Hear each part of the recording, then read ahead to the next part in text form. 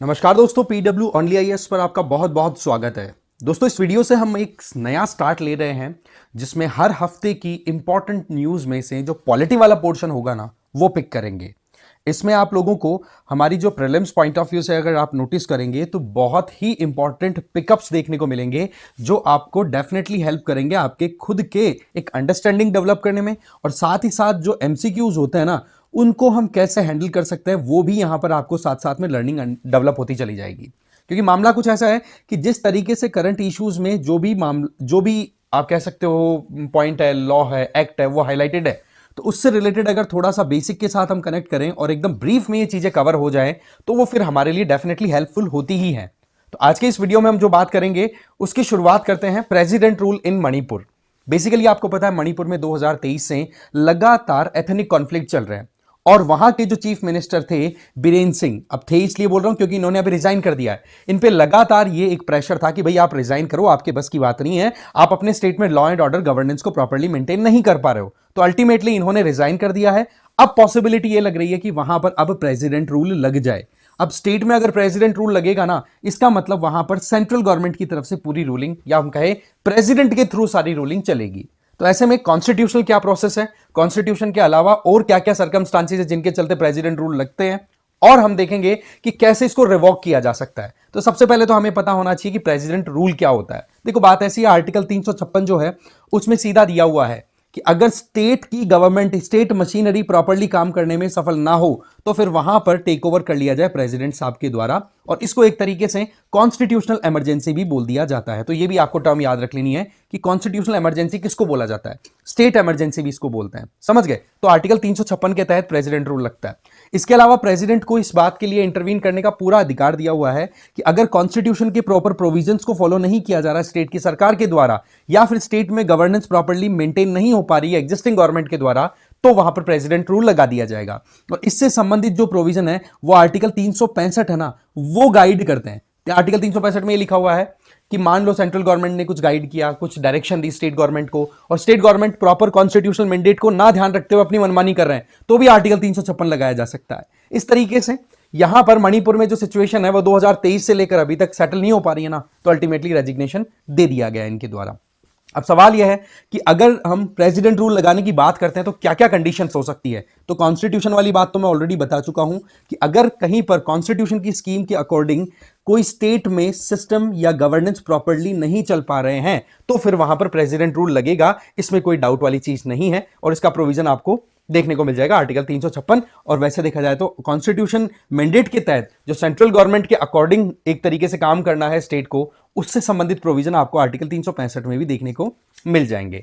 इसके अलावा नई गवर्नमेंट अगर फॉर्म नहीं हो पा रही है, मान लो कि अभी रिसेंट इलेक्शन हुए बट इलेक्शन के बाद में कोई भी एक पार्टी अपनी क्लियर कट मेजोरिटी साबित ही नहीं कर पा रही है, तो उस टाइम पर भी प्रेसिडेंट रूल लग सकता है। डिपेंड करेगा कि गवर्नर जो है, जो कि मोर और लेस प्रेसिडेंट के द्वारा अपॉइंटेड इंडिविजुअल होते हैं, तो वो एक टाइम फ्रेम दे देंगे कि हाँ भाई इतना टाइम आप लोगों को दिया जा रहा है इलेक्शन के बाद में, और आपको इतने दिनों के अंदर गवर्नमेंट स्थापित कर लेनी है, सरकार बना लेनी है। सरकार बनाने का मतलब है कि आप मेजोरिटी साबित कर देंगे फ्लोर पे, फ्लोर ऑफ द हाउस पे। अब अगर वहां पे नहीं हो पाता है तो ऐसी परिस्थितियों में फिर प्रेसिडेंट रूल के लिए रिकमेंडेशन वहां पे जा सकती है, राइट। इसके अलावा मान लो कोई एग्जिस्टिंग प्रेसिडेंट है, ठीक है, एग्जिस्टिंग चीफ मिनिस्टर है, या फिर सरकार जो चल रही है उनके खिलाफ में असेंबली में जो विधानसभा है वहां पर नो कॉन्फिडेंस मोशन आ गया, दैट मींस मेजोरिटी गई तो वहां पर उनको फिर रिजाइन करना पड़ेगा। तो उस केस में भी अगर नई सरकार बनने की क्षमता नहीं है तो अगेन मैं बता दूं आपको प्रेसिडेंट रूल लग सकता है। फिर आ जाओ कोलिशन ब्रेकडाउन। कहीं पर सरकारों की हम बात करें तो होता क्या है कि एक पार्टी को क्लियर कट मेजोरिटी ना मिलकर के फिर वो मल्टी पार्टी सिस्टम या फिर मल्टीपल पार्टीज इकट्ठा होकर के फिर रूलिंग चलाती हैं। बट होता क्या है कि पॉलिटिकल जो एम्बिशंस हैं उनके चलते हैं पार्टीज के अंदर बीच में केमिस्ट्री बिगड़ जाती है, तो वो सपोर्टिंग पार्टीज है ना, वो अपना सपोर्ट विड्रॉ कर लेती हैं। तो ऐसे में फिर कोalition ब्रेक हो गया तो भी सरकार गिर गई, और दोबारा से फिर नई सरकार बनाने के लिए मेजोरिटी कोई भी ग्रुप साबित नहीं कर पा रहा है, तो अगेन वहां पर प्रेसिडेंट रूल की व्यवस्था हो सकती है। इसके अलावा कोई एक्स्ट्रा ऑर्डिनरी सर्कमस्टांसेस हो, जैसे कि मान लो इंडिया का किसी के साथ में युद्ध चलना स्टार्ट हो जाए, या कोई नेचुरल डिजास्टर जो कि मोर और लेस वहां पर स्टेट गवर्नमेंट के अंडर में या कंट्रोल में आई नहीं रही है, या कोई एपिडेमिक जो कोरोना जैसी बीमारियां फैल गई हो जहां पर अनकंट्रोल्ड मैनर में लोगों की डेथ हो रही है, तो भी वहां पर प्रेसिडेंट रूल लगाया जा सकता है। अब सवाल यह आता है कि प्रेसिडेंट रूल लगाने का क्या प्रोसेस है, तो पहले वो आप समझ लीजिए। देखो, जब भी प्रेसिडेंट रूल लगाना होता है तो प्रेसिडेंट जो है ना वो प्रोक्लेम करते हैं, दैट मींस एक नोटिफिकेशन डिक्लेयर करते हैं जिसमें ये कहते हैं कि फला फला स्टेट में XYZ रीजन है, इस वजह से हम वहां पर प्रेसिडेंट रूल आर्टिकल 356 के तहत लगाते हैं। तो ये प्रोक्लेमेशन हो गया। अब उस प्रोक्लेमेशन के बाद में वो जो मामला है वो चला जाएगा सीधा अब पार्लियामेंट के अंडर में। अब पार्लियामेंट के दोनों हाउसेज है, लोकसभा और राज्यसभा, इन दोनों हाउसेज से वो जो नोटिफिकेशन था या जो प्रोक्लेमेशन था प्रेसिडेंट रूल से रिलेटेड इस पर्टिकुलर स्टेट, जैसे कि यहां पर केस मणिपुर का है, अगर मणिपुर में लगता है तो, अभी लगा नहीं है ध्यान रखना, लगता है तो फिर लोकसभा और राज्यसभा दोनों में सेपरेट वोटिंग होगी और सिंपल मेजोरिटी से इस प्रोक्लेमेशन को पास करवाना पड़ेगा सरकार को। और अगर यह पास हो गया, इसका मतलब अब 6 महीनों के लिए मणिपुर प्रेसिडेंट रूल के अंडर चला जाएगा, है ना। अब मान लो कि 6 महीने तक प्रेसिडेंट रूल चला गया, अभी भी वहां पर परिस्थितियां साधारण नहीं हुई क्योंकि वहां पर एथनिक कॉन्फ्लिक्ट चल रहे हैं, तो अगेन जैसे ही 6 महीने कंप्लीट हो गए उसके बाद में एक बार फिर से पार्लियामेंट के दोनों हाउसेस से आपको अप्रूवल लेना पड़ेगा गवर्नमेंट को, और वो अप्रूवल फिर से 6 महीने के लिए काम करेगा। ऐसे आप 6-6 महीने करके मैक्सिमम एक स्टेट के अंदर प्रेसिडेंट रूल 3 साल के लिए लगा सकते हैं। आई बात समझ में? तो ये एक सिंपल सा प्रोसेस रहता है, राइट। पर हां, हर 6 महीने के अंदर आपको अप्रूवल लेना पड़ेगा। हाँ, यहां मणिपुर का तो चलो ठीक है कि इंटरनल इशू बड़ा डिस्टर्ब हो रखा है, पर कई जगहों पर इलेक्शन की व्यवस्था भी सही नहीं हो पाती है प्रॉपर, ठीक है, तो इसके चलते भी वहां पर प्रेसिडेंट रूल को कंटिन्यू करना पड़ता है। कई सिचुएशन ऐसी आती है, जैसे जम्मू कश्मीर का केस आपने देखा होगा कि वहां पर डिस्टर्बेंस कई दिनों तक कंटिन्यू रही थी, तो वो एक्सटेंशन बैक टू बैक आगे से आगे करते रहना पड़ा था, राइट। तो वो चीज और होती है। तो अगर इलेक्शन से रिलेटेड मामला है तो इलेक्शन कमीशन ऑफ इंडिया से भी भाई फीडबैक लिया जाता है कि आप बताओ इलेक्शन करा सकते हो कि नहीं करा सकते नई सरकार के लिए। वो कहते हैं यस तो ठीक है, नहीं तो फिर प्रेसिडेंट रूल कंटिन्यू रहता है, ठीक है। प्रेसिडेंट रूल में होता क्या है? सबसे पहली चीज तो गवर्नर सर्वे सर्वा हो जाता है। गवर्नर किसके एजेंट है? प्रेसिडेंट के। तो प्रेसिडेंट के बिहाफ पर गवर्नर काम करते हैं और उनके साथ में एडवाइजर्स होते हैं, एडमिनिस्ट्रेटर्स होते हैं, दैट मींस ब्यूरोक्रेसी के साथ मिलकर के वो रूल एंड रेगुलेशन इंप्लीमेंट करते हैं स्टेट लेवल पे। दूसरा, जो भी स्टेट लेजिस्लेचर की पावर थी वो सारी की सारी पार्लियामेंट के पास चली जाती है, दैट मींस जो भी कानून कार्रवाई कुछ भी करनी हो स्टेट के अंडर में, कोई भी नया लॉ बनाना है तो पार्लियामेंट बना सकती है। और मान लो कि पार्लियामेंट का भी सेशन नहीं चल रहा और स्टेट के लिए कुछ कानून लाने की जरूरत है, तो उस टाइम पर प्रेसिडेंट ऑर्डिनेंस डिक्लेयर कर सकते हैं, जो कि आपको पता होना चाहिए कि नॉर्मली आर्टिकल 213 के तहत गवर्नर है ना वो ऑर्डिनेंस लेकर के आते हैं कि हाँ भाई अगर स्टेट असेंबली की मीटिंग नहीं चल रही है तो चलो ठीक है ऑर्डिनेंस लेकर के आ गया, इमरजेंसी की सिचुएशन है, राइट। अब वहां पर गवर्नर डायरेक्टली खुद, अब यहां पर क्या हो रहा है आर्टिकल 213 में कि गवर्नर को एड एंड एडवाइस देने के लिए चीफ मिनिस्टर और उनकी सरकार है। बट अभी हम जो बात कर रहे हैं उस केस में क्या हो रहा है कि सरकार तो बनी नहीं रही है ना, सरकार को तो आप हटा रहे हो, उसकी जगह पावर सारी प्रेसिडेंट के हाथ में जा रही है। तो ऐसी परिस्थितियों में ऑर्डिनेंस डिक्लेयर करने की पावर गवर्नर से भी कहां चला जाती है? फिर प्रेसिडेंट के हाथ में, जब प्रेसिडेंट रूल वहां पर होता है।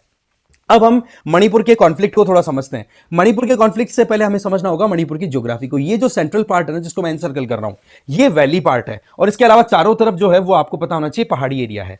तो ये जो पहाड़ी एरिया है ना, वहां पर तो रहते हैं आपके ट्राइब्स जिनमें नागा और कुकीज मेजर हैं जो कि क्रिश्चियनिटी को फॉलो करते हैं, जबकि वैली में रहने वाले जो मेइतीज हैं वो हिंदूज हैं।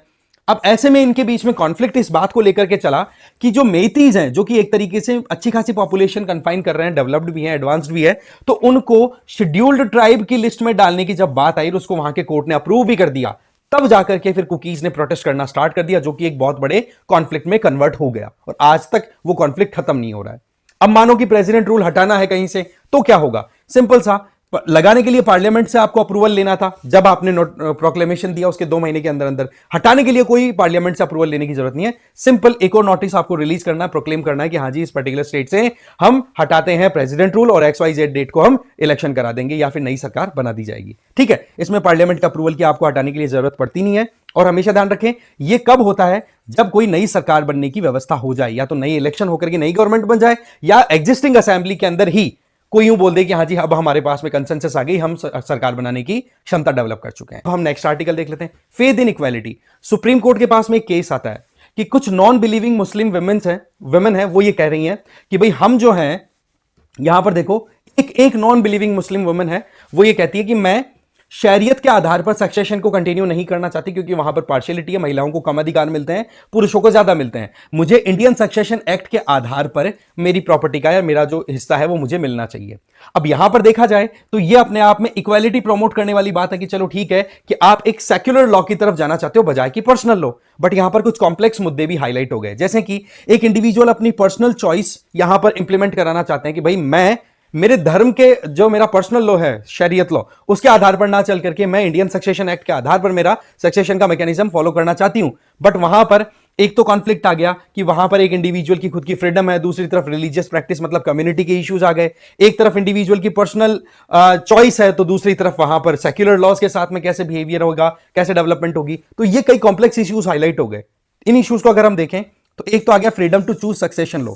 इसमें कोर्ट ने देखो पहले भी अच्छे से कह रखा है कि अगर कोई नॉन बिलीविंग मुस्लिम है, कोई चाहता है कि भाई मैं मुस्लिम हूं पर मैं यहां पर शरीयत या फिर जो भी सक्सेशन लॉ, पर्सनल लॉ है, मुस्लिम पर्सनल लॉ, उसके आधार पर मेरा मैकेनिज्म नहीं चलाना चाहती, तो वहां पर वो सेक्युलर लॉ के बेसिस पे चल सकते हैं। दैट मीन्स कोर्ट ने फेथ इन इक्वालिटी शो किया है कि हाँ जी, सबको पूरा अधिकार है अपनी चॉइस के लॉज के अकॉर्डिंग रन करवाना। बट वहीं पर यहां पर इशू आ जाता है एक तो यूनिफॉर्मिटी का। क्या है कि जब हम इनहेरिटेंस की बात करते हैं, पिता की प्रॉपर्टी बच्चों में बटेगी, वो वाली सी चीजें, तो यहां पर अगर हम पर्सनल लॉज की बात करें ना, तो सब पर्सनल लॉ अपने अपने लेवल पे डिफरेंटली ऑपरेट करते हैं। जैसे हिंदू लॉ की हम बात करें तो हिंदू लॉ में जो इंडिविजुअल कन्वर्ट कर चुके हैं ना, उन लोगों को कोई अधिकार नहीं मिलता है कि हाँ भाई उनको कुछ इनहेरिटेंस के आधार पर कोई प्रॉपर्टी पिता की हिस्से में से कुछ मिल जाएगी। तो वो चीजें फिर इंप्लीमेंट करना ओवरऑल पूरे देश के लिए बड़ा मुश्किल हो जाएगा। इसके अलावा इंटरजनरेशनल कॉन्फ्लिक्ट आने के डर है कि पहले माता पिता या दादा दादी ने जिस तरीके से अपने बिलीफ सिस्टम को कंटिन्यू किया, फॉर एग्जांपल मुस्लिम कम्युनिटी की यहां पर बात आ रही है,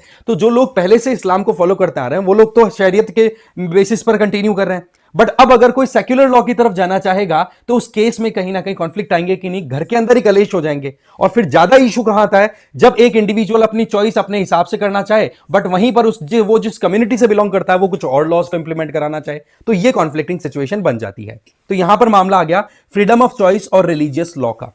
एक तो क्लैशिंग होगी, सीधी बात है, मैंने जैसे बताया आपको कि एक तो इंडिविजुअल की फ्रीडम है कि मैं सेक्युलर लॉ, दैट मींस किसी भी धर्म से ना जाकर के मैं स्टैंडर्ड्स को फॉलो करवा करके रूल रेगुलेशंस के बेसिस पे और अपनी इनहेरिटेंस की प्रॉपर्टी या इनहेरिटेंस में जो भी मुझे मिलना चाहिए वो मैं लूंगी। क्योंकि प्रॉब्लम क्या आ रही है, प्रॉब्लम ये आ रही है कि जो सेक्युलर, यहां पर हम इंडियन सक्सेशन एक्ट की बात करें तो ये बराबरी का हिस्सा देता है, चाहे मेल हो चाहे फीमेल हो, चाहे औरत हो चाहे पुरुष हो, राइट। जबकि शरीयत लॉ के अंदर पुरुषों को ज्यादा अधिकार मिलते हैं। इस वजह से ये कहीं ना कहीं महिला अपना इनहेरिटेंस का जो प्रोसेस है, सक्सेशन का जो प्रोसेस है, वो थोड़ा सा इंडियन सक्सेशन एक्ट के तहत ले जाना चाहती है। इसके अलावा larger vision of equality point of view से देखें तो सुप्रीम कोर्ट का तो डायरेक्ट एक क्लियर विजन है कि देखो हम डेमोक्रेसी में जी रहे हैं, तो इसका मतलब एक इंडिविजुअल को पूरा अधिकार है कि वो अपनी चॉइस, अपनी किस तरीके से अपनी लाइफ जीना चाहते हैं। राइट टू लाइफ आर्टिकल 21 आ गया। और वहीं पर हमारे कॉन्स्टिट्यूशन में आर्टिकल 44 भी ये कहता है कि ये स्टेट की रिस्पॉन्सिबिलिटी रहेगी कि वो यूनिफॉर्म सिविल कोड लेकर के आए, जिससे कि किसी भी तरीके की कोई कंफ्यूजन हो अलग अलग पर्सनल लॉज के बेसिस पे, तो उनको हम थोड़ा सा एक तरीके से कंसोलिडेट कर सके। तो ये यूनिफॉर्म सिविल कोड की तरफ भी कहीं ना कहीं पुश करता हुआ एक केस हमें दिखाई पड़ रहा है। तो इस तरीके से ये दो इंपॉर्टेंट हमारे पास में आज आर्टिकल्स थे। इसके अलावा PWIS की तरफ से आपकी प्रीलिम्स की तैयारी को टेस्ट करने के लिए एक all India mock test conduct कराया जा रहा है 2025 के लिए, राइट। इसमें आपकी प्रीलिम्स की तैयारी कैसी है आप चेक कर पाएंगे। रजिस्ट्रेशन से रिलेटेड जो डिटेल्स हैं वो सारी आपको देखने को मिल जाएगी कहां पे, कमेंट बॉक्स में। समझ गए बात को। इसके अलावा आपको मैं बता दूं यहां पर डिटेल कुछ और भी, यहां पर क्या होगा, आप ये वाली स्लाइड पे आइए, इसमें ज्यादा अच्छे से डिटेल दिया हुआ है। ठीक है, सबसे पहले तो आपको रजिस्ट्रेशन कराना है। 5 फरवरी से 18 फरवरी तक ये ओपन कर रखा है पोर्टल, ठीक है।